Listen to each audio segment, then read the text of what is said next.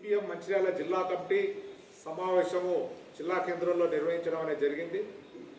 ఈ సమావేశంలో ప్రధానంగా రెండు విషయాలు చర్చ చేయడం జరిగింది. ఒకటి, ఈ రాష్ట్ర ప్రభుత్వము జీవో నంబర్ 49 తీసుకొచ్చి పులుల సంరక్షణ, అటవీ సంరక్షణ పేరుతోటి ఆదివాసీలు పేదలు నివాసం ఉంటున్నటువంటి గుడియాలను, గ్రామాలను అన్నింటినీ ఖాళీ చేయించే విధంగా ఈ జీవో నంబర్ 49 తీసుకొచ్చింది.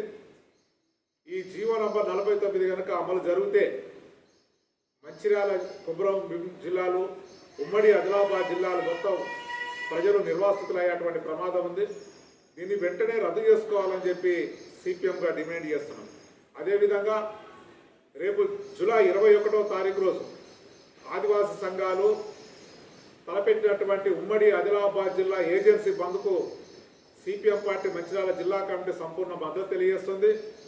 అన్ని ప్రాంతాల్లో ఉన్నటువంటి ప్రజలు, ఆదివాసీలు, ఇతర సంస్థలందరూ కూడా ఈ బంద్కు భాగస్వామ్యమై ఏజెన్సీ బంద్లో కీలక పాత్ర పోషించాలని చెప్పి సిపిఎం పార్టీ జిల్లా కమిటీగా పిలుపునిస్తుంది. అదేవిధంగా ఈ జిల్లాలో విష జ్వరాలు అనేటివి విపరీతంగా పెరిగిపోతున్నాయి. ఎక్కడ చూసినా పారిశుద్ధ్య లోపం ఉంది. దోమల మందు పెట్టేటోళ్ళు లేరు, బ్లీచింగ్ పౌడర్ చల్లేటోళ్ళు లేరు.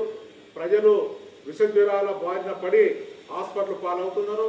తక్షణమే జిల్లా వ్యాప్తంగా దోమల నివారణ కోసం చర్యలు తీసుకోవాలి, బ్లీచింగ్ పౌడర్ చల్లాలి, పారిశుద్ధ్య పనులు చేపట్టాలి, ప్రజలకు మెరుగైనటువంటి వైద్య సౌకర్యాలు అందించాలని చెప్పి ఈ సందర్భంగా ప్రభుత్వాన్ని, జిల్లా అధికార యంత్రాంగాన్ని డిమాండ్ చేస్తున్నాం. ఒక్కసారి నువ్వు వెనక్కి పోయామా?